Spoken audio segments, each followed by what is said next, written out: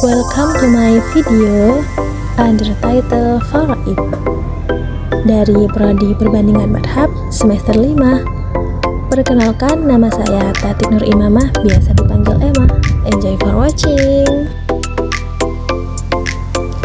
Di sini saya akan menjelaskan rangkuman singkat tentang ilmu faraid berdasarkan kitab Iddatul Farid.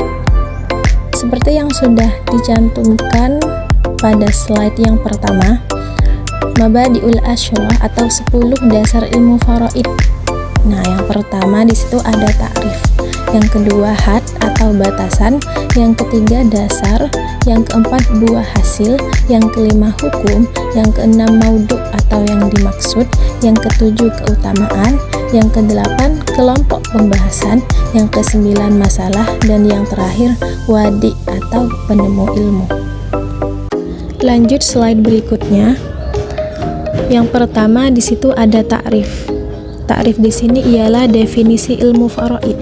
Nah, ilmu faraid adalah cabang ilmu fikih yang secara khusus mempelajari siapa saja yang berhak menerima warisan. Contohnya, ayah, ibu, suami, istri, anak, saudara, atau kerabat tertentu sesuai ketentuan syariat. Yang kedua, siapa yang tidak berhak menerima warisan. Misalnya, orang yang terhalang karena sebab tertentu seperti perbedaan agama, kemudian pembunuhan terhadap waris, atau adanya ahli waris yang lebih dekat sehingga menutup yang lainnya. Yang ketiga, berapa bagian masing-masing ahli waris. Nah, ilmu faraid menjelaskan pembagian harta secara rinci, seperti anak laki-laki mendapatkan 2 kali bagian anak perempuan. Kemudian suami mendapatkan 1/2 atau 1/4 bagian ahli waris. Kemudian juga ada istri. Istri di sini mendapat bagian 1/4 atau 1/8. Nah, semua bagian ini sudah ditetapkan dalam Al-Quran, hadis, dan ijma ulama. Nah, tujuan utama ilmu faraid adalah menjaga keadilan, menghindari konflik keluarga, dan memastikan pembagian harta sesuai dengan syariat Islam. Kemudian yang kedua ada had. Had di sini ialah batasan ilmu faraid. Nah, yang dimaksud had atau batasan di sini adalah ruang lingkup pembahasan ilmu faraid, yaitu mencakup ilmu faraid itu hanya membahas harta peninggalan atau tirkah. Fokusnya meliputi harta apa saja yang termasuk tirkah, kemudian siapa ahli warisnya, dan bagian masing-masing ahli waris. Jadi ilmu faraid itu tidak membahas cara mencari harta atau sengketa harta saat pewaris masih hidup, atau hibah dan jual beli. Nah, jadi sebelum warisan dibagikan, tirkah itu harus digunakan terlebih dahulu untuk mengurus keperluan si mayit. Contohnya, biaya pengurusan jenazah, kemudian pelunasan hutang pewaris jika memiliki hutang, kemudian pelaksanaan wasiat jika si mayit berwasiat. Nah, wasiat di sini maksimal 1/3 dari hartanya. Yang keempat, baru kemudian dibagikan kepada ahli waris. Kemudian dasar hukum ilmu faraid. Nah, ilmu faraid memiliki dasar hukum yang sangat kuat dalam Islam karena ketentuannya ditetapkan langsung oleh syariat, yakni mencakup Al-Quran. Nah, Al-Quran menjelaskan secara rinci bagian-bagian ahli waris, terutama dalam Al-Quran surah An-Nisa ayat 11. Di situ membahas tentang bagian anak dan orang tua. Kemudian surah An-Nisa ayat 12 di situ membahas tentang bagian suami dan istri. Nah, surah An-Nisa ayat 176 di situ membahas tentang warisan saudara atau kalalah. Jadi ayat-ayat ini menunjukkan bahwa pembagian warisan bukan hasil kesepakatan manusia, akan tetapi merupakan ketentuan langsung yang ditetapkan oleh Allah di dalam Al-Quran. Kemudian dasar yang kedua berasal dari hadis. Hadis Nabi Muhammad SAW memperkuat dan merinci ayat-ayat Al-Quran, seperti perintah agar harta warisan dibagikan kepada ahli waris yang telah ditentukan bagiannya. Itu merupakan hadisnya. Juga penjelasan tentang penghalang waris dan ketentuan wasiat. Nah, jadi hadis di sini berfungsi sebagai penjelas dan pelengkap dari Al-Quran. Kemudian dasar yang ketiga ada ijma. Ijma adalah kesepakatan para ulama terhadap hukum waris yang telah ditetapkan. Jadi para ulama sepakat bahwa ilmu faraid itu wajib dipelajari dalam kadar tertentu. Kemudian pembagian warisan juga harus mengikuti ketentuan syariat dan tidak boleh diubah sesuka hati atau berdasarkan adat setempat. Yang keempat, ada kias. Nah, kias di sini digunakan untuk menyelesaikan persoalan waris yang tidak disebutkan secara eksplisit dalam nas, dalam Al-Quran. Kemudian juga untuk menentukan hukum pada kasus-kasus baru yang memiliki kesamaan ilat sebab hukum.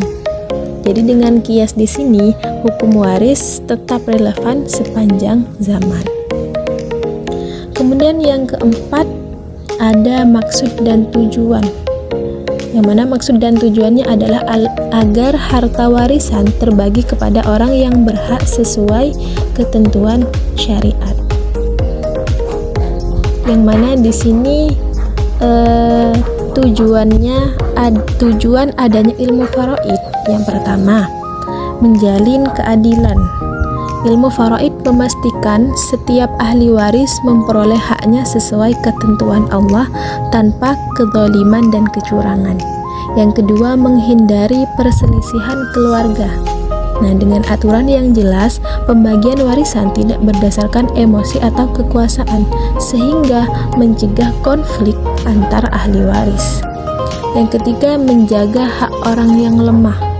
Islam memberikan perhatian khusus kepada pihak yang sering terdolimi, seperti perempuan, anak-anak.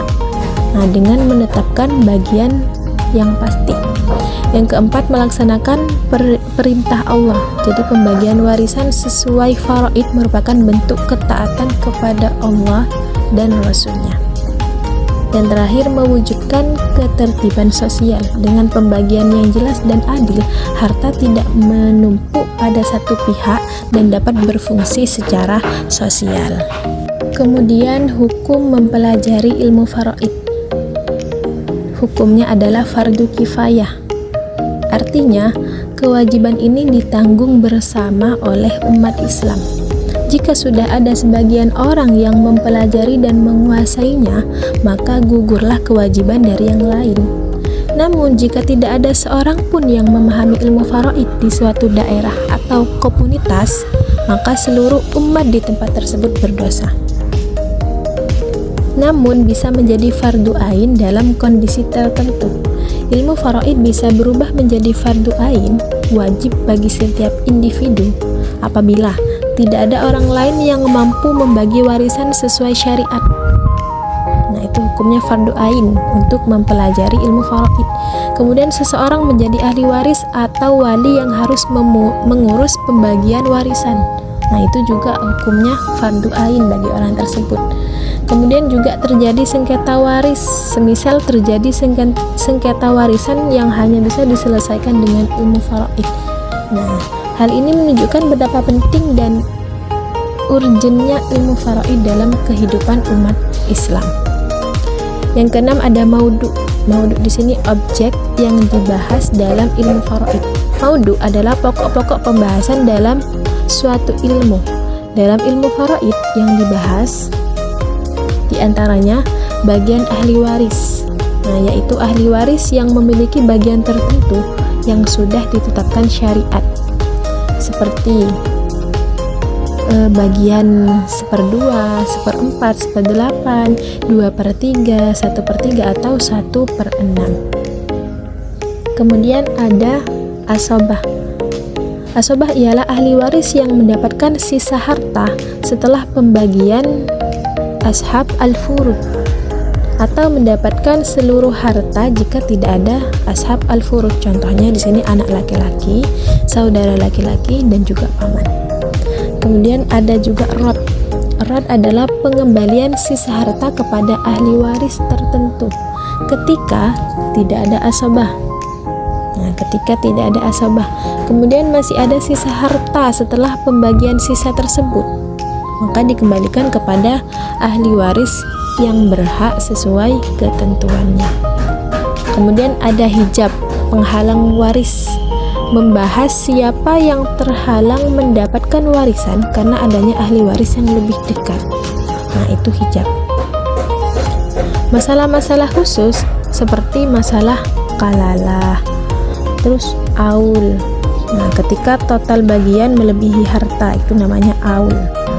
Kemudian keutamaan ilmu faraid. Ilmu faraid adalah ilmu yang mengatur pembagian harta warisan menurut syariat Islam. Nah, ilmu ini memiliki keutamaan yang sangat besar. Berdasarkan hadis Nabi, Rasulullah SAW bersabda, "Pelajarilah ilmu faraid dan ajarkanlah kepada manusia, karena sesungguhnya ia adalah setengah dari ilmu dan ia akan dilupakan. Ia adalah ilmu pertama yang akan dicabut dari umatku." Hadis riwayat Ibnu Majah. Nah, hadis ini merupakan perintah langsung dari Nabi untuk mempelajari dan mengajarkan ilmu faraid. Nah, disebut setengah dari ilmu karena ilmu faraid menggabungkan ilmu fikih, matematika, nasab, dan keadilan sosial. Berkaitan langsung dengan hak-hak manusia yang wajib ditunaikan. Nah, kemudian yang dimaksud dengan ilmu yang pertama kali akan dicabut, yang artinya akan sulit ditemukan orang yang benar-benar menguasainya. Jika tidak dipelajari, maka akan banyak terjadi kezaliman dalam pembagian warisan. Kemudian yang ke-8, kelompok pembahasan ilmu faraid. Ilmu faraid tidak hanya sekedar membagi harta, akan tetapi memiliki pembahasan yang sistematis dan bertahap. Yang pertama ada pembahasan tentang tirkah, harta peninggalan. Yang dibahas apa saja yang termasuk harta warisan. Urutan pengeluaran dari harta mayit. Yang pertama, biaya pengurusan jenazah. Kemudian yang kedua ada pelunasan hutang jika si mayit memiliki hutang. Ketiga, pelaksanaan wasiat jika si mayit berwasiat semasa hidupnya. Jadi wasiat di sini maksimal 1/3. Yang keempat, sisanya dibagi kepada ahli waris. Kemudian yang kedua ada sebab-sebab mendapat warisan. Seseorang bisa mewarisi karena yang pertama nasab. Jadi ada hubungan darah. Yang kedua hubungan pernikahan yang sah. Yang ketiga ada wala. Wala ialah memerdekakan budak, dan ini jarang berlaku di zaman sekarang, hampir tidak ada. Kemudian yang ketiga ada penghalang warisan. Seseorang tidak berhak mewarisi meskipun ada hubungan jika yang pertama berbeda agama, yang kedua membunuh pewaris, yang ketiga berstatus budak, yang keempat ahli waris. Nah, pembahasannya di sini meliputi siapa saja ahli waris laki-laki, yakni ada 15 ahli waris laki-laki. Yang kedua, siapa saja ahli waris perempuan. Di sini ada 10 ahli waris perempuan. Yang ketiga, kedudukan masing-masing. Ada ashabul furud, ada asobah, dan lain-lainnya. Kemudian bagian-bagian warisan. Nah, bagian yang telah ditentukan syariat ada bagian 1/2, 1/4, 1/8, 2/3, 1/3, dan 1/6. Kemudian ada hijab, terhalangnya ahli waris. Nah, yang mana hijab di sini terbagi menjadi 2. Ada hijab hirman, terhalang total, ada juga hijab nukson, bagian berkurang. Yang terakhir di sini ada perhitungan siham. Nah, ini inti praktik dari faraid, yaitu menentukan asal masalah, menentukan jumlah saham, kemudian membagi bagian setiap ahli waris secara cepat. Ini dijelaskan di dalam kitab Iddatul Farid. Nah, semuanya sudah dijelaskan di dalam kitab tersebut. Kemudian yang kesembilan ada permasalahan dalam ilmu faraid. Jadi masalah yang dibahas ada pembagian normal, kemudian ada juga aul, bagian yang bertambah namun hartanya berkurang. Ada juga rod, harta sisa. Kemudian juga ada hijab, ya, penghalang waris, seperti yang sudah saya jelaskan sebelumnya. Kemudian yang ke-10 ada wadi, penyusun ilmu atau penemuh ilmu. Jadi ilmu faraid itu diturunkan oleh Allah Subhanahu wa taala, diajarkan oleh Rasulullah Shallallahu alaihi wasallam, kemudian dikembangkan oleh para sahabat dan ulama. Nah, salah satunya sahabat Zaid bin Thabit dikenal sebagai sahabat yang paling ahli dalam faraid. Nah, dalam ilmu faraid, orang yang berhak menerima warisan secara global itu dibagi menjadi 15 ahli waris laki-laki dan 10 ahli waris perempuan. Nah, 15 ahli waris laki-laki mereka adalah anak laki-laki, cucu laki-laki dari anak laki-laki, kemudian ayah, kakek, saudara laki-laki kandung, saudara laki-laki seayah, saudara laki-laki seibu, anak laki-laki saudara kandung, anak laki-laki saudara seayah. Kemudian ada paman kandung, paman seayah, anak laki-laki paman kandung, anak laki-laki paman seayah. Kemudian juga ada suami, dan yang terakhir orang yang memerdekakan budak. Kemudian ada 10 ahli waris perempuan. Mereka adalah anak perempuan, cucu perempuan dari anak laki-laki, ibu, nenek dari ayah, nenek dari ibu, saudari kandung, saudari seayah dan seibu, kemudian istri, juga perempuan yang memerdekakan budak. Sebagian ahli waris mendapatkan bagian pasti yang sudah ditetapkan secara tegas dalam Al-Quran, bukan hasil ijtihad manusia. Misalnya, mendapatkan bagian setengah, 1/4, 1/8, 2/3, 1/3, dan 1/6. Asabah adalah ahli waris yang mendapatkan sisa harta setelah bagian furud dibagikan. Jika tidak ada ahli furud, maka asabah bisa mengambil seluruh hartanya. Asabah di sini ada tiga. Ada asabah binafsihi, yaitu ahli waris yang menjadi asabah karena dirinya sendiri, yakni anak laki-laki, ayah dan saudara laki-laki. Contoh, mayit meninggalkan anak laki-laki saja. Nah, maka anak laki-laki tersebut boleh mengambil seluruh harta sebagian asabah binafsihi. Yang kedua ada asabah bighairiha, yaitu ahli waris perempuan yang menjadi asabah karena bersama laki-laki selevelnya.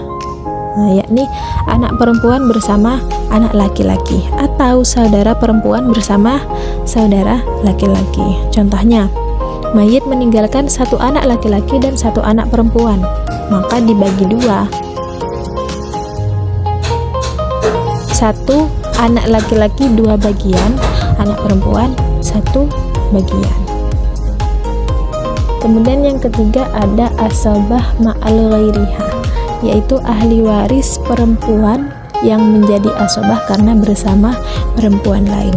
Contohnya saudari kandung bersama anak perempuan. Nah, mayit meninggalkan 1 perempuan dan 1 saudari kandung, maka anak perempuan mendapatkan 1/2. Nah, sisanya untuk saudari sebagai asabah ma'al ghairiha. Nah, selanjutnya sebab-sebab mendapatkan warisan. Nah, dalam hukum waris Islam, seseorang hanya bisa mewarisi harta mayit jika ada sebab yang sah. Ulama sepakat ada 3 sebab utama. Yang pertama karena nasab, hubungan keturunan. Nasab adalah hubungan darah atau keturunan antara pewaris dan ahli waris. Yang termasuk hubungan nasab ialah ke atas itu ada ayah, ibu, kakek, nenek, dan ke bawah ada anak juga cucu. Ke samping ada saudara kandung, saudara seayah, saudara seibu, juga keponakan. Contohnya, seorang laki-laki meninggal dunia, meninggalkan anak laki-laki, anak perempuan, ayah dan ibu. Nah, semua itu mewarisi karena ada hubungan nasab, sebab mereka masih satu garis keturunan dengan mayit. Kemudian yang kedua ada pernikahan yang sah. Hubungan suami istri menjadi sebab waris, meskipun belum terjadi hubungan badan atau masih baru menikah atau tidak memiliki anak. Jadi syarat utama pernikahannya harus sah menurut syariat. Contohnya, seorang suami meninggal dunia meninggalkan istri, namun tidak memiliki anak. Jadi istri mendapatkan 1/4 harta warisan. Contoh yang kedua, seorang istri meninggal dunia meninggalkan suami dan anak. Maka bagiannya suami di sini mendapatkan 1/4 harta warisan. Yang ketiga ada wala. Wala di sini ialah hubungan karena memerdekakan budak. Wala adalah hubungan hukum antara orang yang memerdekakan budak dengan budak yang telah dimerdekakannya. Jika budak yang telah merdeka meninggal dunia tanpa ahli waris nasab dan nikah, maka orang yang memerdekakannya berhak atas warisan. Nah, perlu dicatat, wala di sini bersifat satu arah. Budak tidak mewarisi tuannya, akan tetapi tuan bisa mewarisi budaknya. Contoh, seorang budak dimerdekakan oleh si A.